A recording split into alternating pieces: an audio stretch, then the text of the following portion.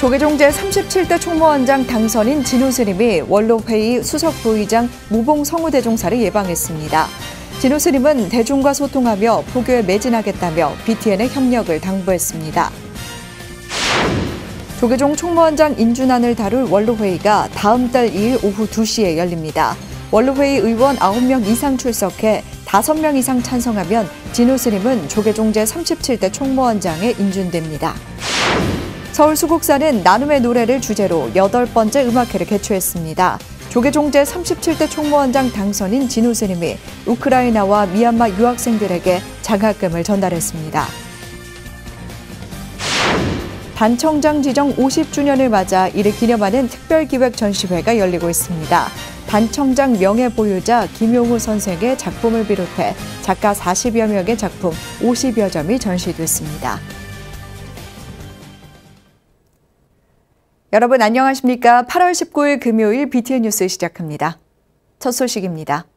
조계종 제37대 총무원장 당선인 진우 스님이 종정해야 중봉 성파대종사와 원로의장 학산대원대종사를 예방한 데 이어 원로회의 수석 부의장 무봉 성우대종사를 예방했습니다.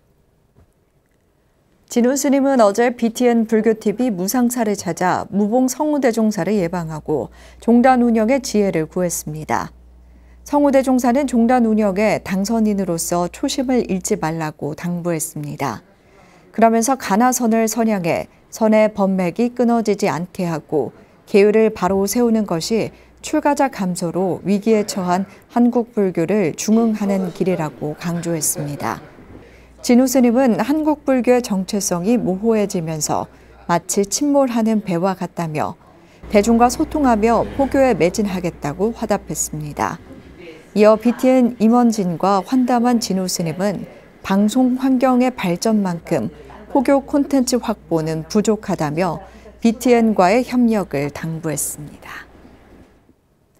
조계종 제37대 총무원장 선거에 단독 후보로 출마한 진우 스님은 지난 16일 자격심사를 통과하며 사실상 당선이 확정됐습니다. 이제 마지막 절차인 원로회의 인준만을 남겨놓고 있는데요. 총무원장 인준안을 다룰 원로회의가 다음 달 2일 오후 2시에 열립니다. 이은하 기자가 보도합니다. 조계종 최고의결기구 원로회의가 조계종 37대 총무원장 인준안을 논의하기 위해 다음 달 2일 오후 2시 회의를 소집했습니다. 총무원장 당선자에 대한 인준안건이 달아집니다. 이번에 원로회의가 9월 2일 날 결정된 거는 원로위원회에서 여러 가지 결정 상황이 있지만은 총무원장 선거에서 당선자에 대해서 인준하는 거는 종단에서 중요한 일 중에 중요한 일이지 않습니까? 그래서 종단의 안전과 파업을 위해서 빨리 처리하는 게 맞다고 원로위원님께서 판단하셔서 그렇게 일정을 잡게 되었습니다. 소통과 포교, 교구 중심을 종단 운영 3대 기조로 한국불교 중흥의 새 역사를 열겠다고 밝힌 조계종 37대 총무원장 후보 진우 스님은 지난 16일 자격심사 통과로 사실상 당선이 확정됐습니다. 2019년 개정된 선거법에 따라 이번과 같이 총무원장 후보가 1명뿐인 경우 투표 없이 당선이 확정돼 선거 예정일인 오는 9월 1일 오후 1시에 바로 당선증이 교부됩니다. 원로회의는 당선인이 신속하게 업무를 파악하고 준비해 공백 없이 안정적인 환경에서 새 집행부를 출범시키고 종무행정을 이어갈 수 있도록 지체하지 않고 당선증이 교부되는 선거일 바로 다음 날 회의를 소집해 인준 절차를 진행하기로 한 겁니다. 종법에 따르면 원로회의는 중앙선거관리위원장이 인준을 요청한 날로부터 10일 이내에 회의를 열고 제적 과반수 출석과 출석 과반수 찬성으로 인준을 결정합니다. 현재 원로회의 제적위원은 18명으로 9명 이상이 출석해 5명 이상이 찬성하면 진우 스님은 조계종 37대 총무원장에 인준됩니다. 조계종 37대 총무원장 당선인 진우 스님은 9월 1일 오후 1시 당선증을 받은 후 조계사 대웅전에서 고불의식을 진행하는 등 출마 이후 공식 석상에 처음으로 모습을 드러낼 것으로 보입니다. BTN 뉴스 이은하입니다. 서울 수국사는 2015년부터 해마다 나눔의 노래를 주제로 음악회를 열고 어려운 이웃과 함께 하고 있는데요. 올해는 조계종 제37대 총무원장 당선인 진우 스님이 우크라이나와 미얀마 유학생들에게 장학금을 전달했습니다. 지역 주민들을 위한 완성도 높은 문화 공연을 선보인 음악회 현장에 최준호 기자가 다녀왔습니다.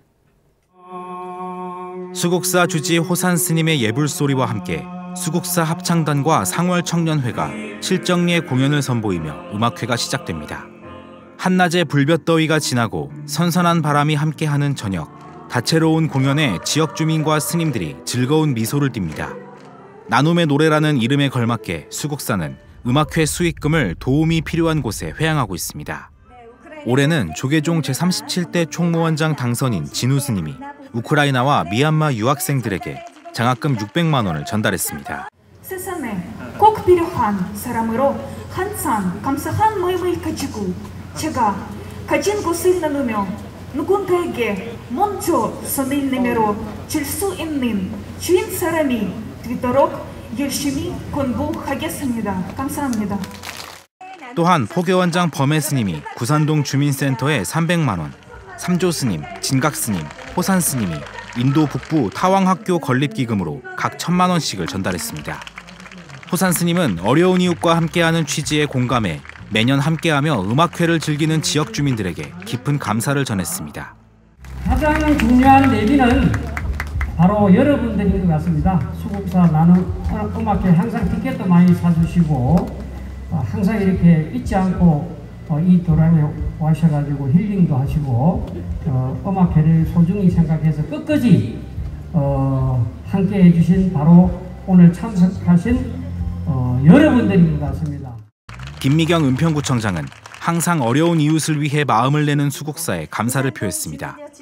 우리 음악회 하는 동안 계속해서 우리 스님께서 여기서 불우이웃돕기 성금을 항상 저희 은평에 또 동에 또 다른 이웃 나라까지 이렇게 해주시는 모습을 보니까 정말 나눔을 실천하는 곳이 우리 이 수국사구나 이런 거를 느낄 수 있습니다. 신도 여러분께도 너무나 감사드리고 또 수국사 합창단의 칠정례와 합창 공연으로 시작된 나눔의 노래는 장르를 넘나들며 관객들의 환호를 이끌어냈습니다.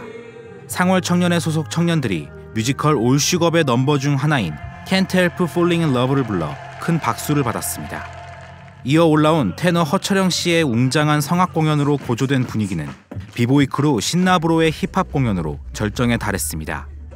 또한 불자 가수 우순실과 은가은, 소리꾼 장사익 씨가 가슴을 울리는 공연을 선보이며 완성도 높은 음악회의 대미를 장식했습니다. BTN 뉴스 최준호입니다. 조계종 사회복지재단이 서울, 경기, 강원을 중심으로 발생한 역대급 폭우로 피해를 입은 수재민을 돕기 위한 긴급 모금을 실시합니다. 조계종 사회복지재단은 긴급 모금을 실시해 피해가 파악된 수재민을 대상으로 우선적으로 긴급 구호 물품을 지원할 예정입니다. 복지재단 대표이사 보인 스님은 비 피해를 입은 주민들의 상심이 클 것을 생각하니 너무 안타깝다고 위로를 전하며 피해를 입은 국민들을 돕기 위한 모금 실시 배경을 밝혔습니다. 폭우 피해 수재민 돕기 긴급 모금은 8월 31일까지 온라인으로 참여할 수 있으며 관련 문의는 조계종 사회복지재단으로 하면 됩니다. 2012년 8월 27일 설립된 조계종 사회노동위원회가 지난 10년의 활동을 살펴보고 나아갈 길을 모색하는 자리를 마련합니다. 사회노동위원회는 오는 24일 오후 2시 한국불교 역사문화기념관 지하 전통문화예술공연장에서 10주년 기념식을 개최합니다. 조계종 총무원장 원행스님을 비롯해 쌍용자동차 노동자, KTX 여승무원, 김용균 노동자를 비롯한 산재사방 노동자 가족, 이주 노동자, 비정규직 노동자 등 100여 명이 참석할 예정입니다. 기념식에 앞서 이날 오전 10시 30분 국제회의장에서 산호위 10년 평가와 전망을 주제로 세미나가 열립니다. 더불어 산호위 활동을 옆에서 지켜보며 현장의 모습을 담은 박승화, 이명익, 정태경 작가의 사진을 오는 24일부터 31일까지 1층 로비에서 전시합니다. 1982년 일본 교토를 시작으로 올해 6회째를 맞는 세계 불교인식 논리학 학회가 국내에서 처음으로 열립니다.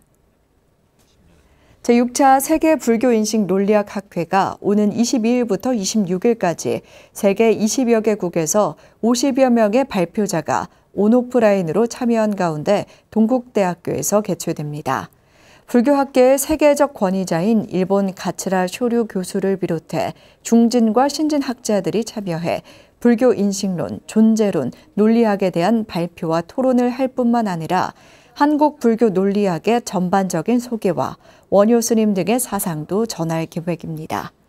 준비위원장 동국대 불교학부 우재선 교수는 세계 유수 학자들과의 인적 네트워크 구축은 물론 한국 불교의 위상 제고와 한국 내 불교학 연구 성과를 세계에 보다 널리 알릴 수 있는 기회가 될 것이라고 밝혔습니다. 사찰, 고궁 등 전통 한국 묵적원물을 아름답고 장엄하게 장식하는 단청이 새로운 디자인의 요소로 주목받고 있는 가운데 단청장이 국가무형문화재로 지정된 지 벌써 50년이 됐습니다. 이를 기념하는 특별전이 열려 전통 불교 미술의 발전 가능성도 가늠할 수 있는 자리가 되고 있습니다. 하경목 기자입니다. 전시관 중심에 자리한 두 마리의 용이 관람객의 시선을 사로잡습니다. 연꽃 무늬 앞으로 기도하는 여인의 모습은 풍경과 어우러져 간절함이 전해집니다.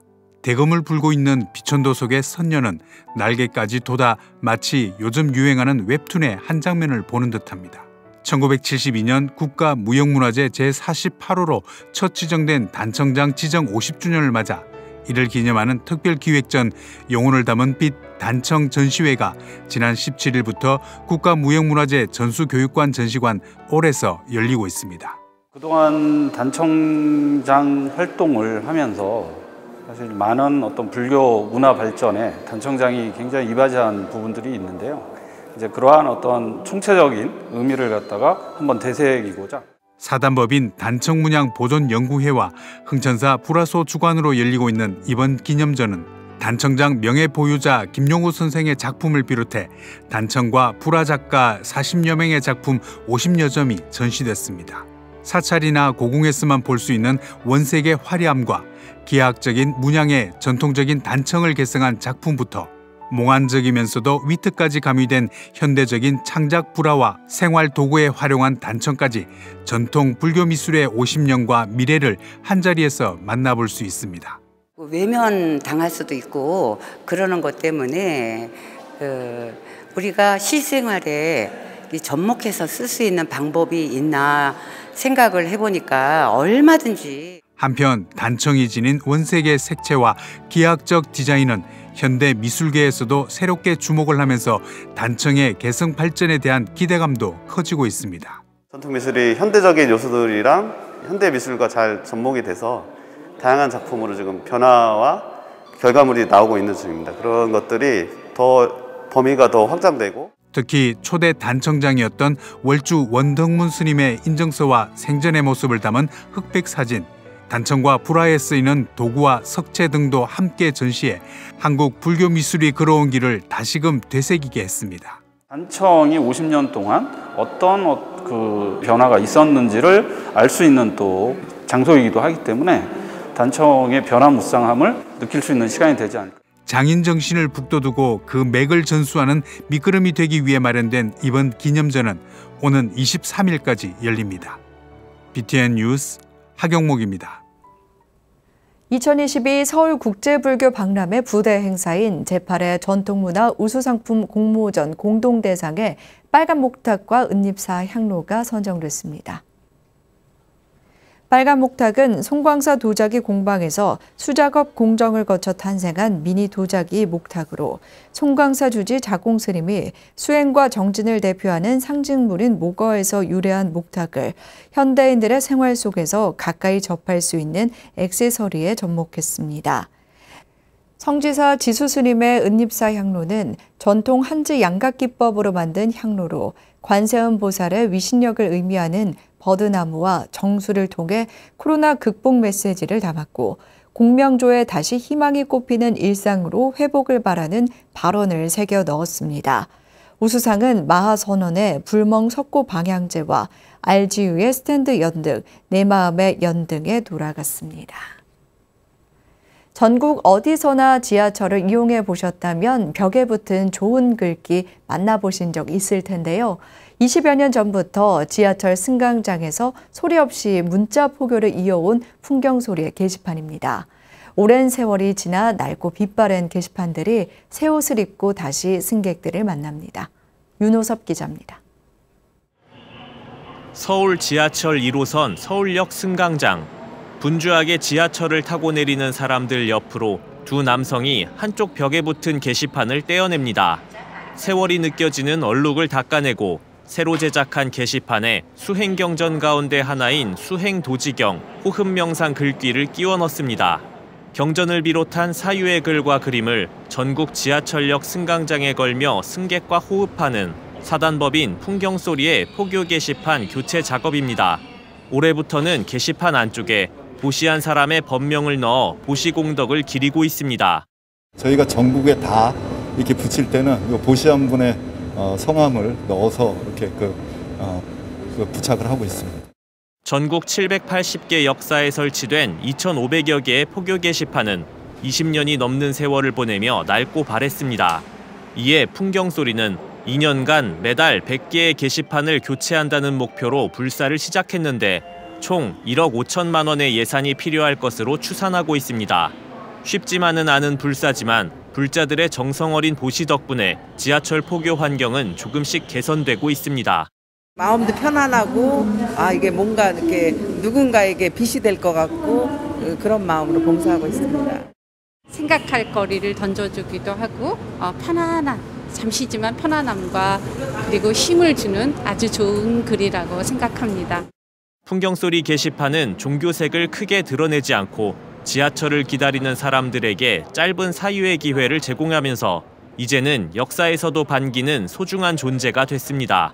승객뿐만 아니라 역무원에게도 긍정적인 영향을 주기 때문에 깨끗해진 새 게시판을 향한 눈길도 늘어나고 있습니다. 승객들이 열차 기다리면서 시간이 남을 때 글귀 읽곤 하는데 마음이 평안해지고 기다리는 시간도 지루하지 않은 것 같아서 풍경소리 게시판이 있는 게 좋은 것 같습니다. 지하철을 이용해 본 사람이라면 누구나 한 번쯤은 마주했을 풍경소리 게시판. 지금 이 순간에도 수많은 시민의 발걸음이 닿는 곳에서 소리 없는 버금이 전해지고 있습니다. BTN 뉴스 윤호섭입니다. 범어사 말사 부산 마하사가 연제구청과 체험형 웰니스 관광 콘텐츠 사업과 관련한 협약을 체결했습니다. 부산 마하사는 지난 17일 연제구청에서 주지 정산스님과 주석수 구청장 등이 참석한 가운데 체험형 웰니스 관광 콘텐츠 사업 협약을 체결하고 사찰에 방문한 사람들이 명상과 다도, 간화선 등을 체험할 수 있도록 다양한 콘텐츠를 개발하고 제공할 것을 약속했습니다. 정산 스님은 천년고찰 마하사가 지닌 고유의 사찰 문화를 활용한 프로그램들이 사찰을 찾는 이들에게 새로운 경험을 제공하고 이를 통해 지역 관광 발전에 기여하며 불교 문화가 널리 퍼지는 계기가 됐으면 한다고 강조했습니다. 마하사는 오늘 10월부터 12월까지 3개월간 무료로 프로그램을 진행할 예정입니다. 제주 반야사가 제주 적십자사에 수제 의연금을 전달하고 취약계층 지원 자비 나눔을 실천했습니다. 지난 16일 제주 반야사에서 진행된 자비 나눔 행사에는 주지 현파 스님과 제주 적십자 오홍식 회장, 유재호 신도 회장과 고금여 공덕 회장이 참석했습니다. 이날 반야사 공덕회와 신도회는 수제 의연금 500만 원을 제주 적십자사에 전달하고 요양원 2곳에 200만 원과 쌀 302kg을 지역 환자에게 의료비 100만 원씩을 각각 전달했습니다. 주지 현파 스님은 작은 나눔이지만 어려움에 처한 이웃들에게 따뜻한 희망으로 전달되길 바란다고 밝혔습니다. 조계종 민족공동체 추진본부가 실시한 불교 평화통일 손글씨 공모전에서 배정인 윤자영, 최수연 씨가 각각 대상에 선정됐습니다. 심사 결과 성인 부문은 배정인 씨가, 청소년 부문은 윤자영 학생이, 어린이 부문은 최수연 어린이가 각각 총무원장상인 대상에 선정되는 영예를 안았습니다. 또 통일부 장관상인 최우수상 3명, 민추본 본부장상인 우수상 2명, 가작 총 4명, 모두 12개의 작품이 선정됐습니다. 시상식은 오는 24일 오후 2시 한국불교 역사문화기념관 2층 대회의실에서 진행됩니다. 금요일 7시 BTN 뉴스 마칩니다. 함께해 주신 여러분 고맙습니다.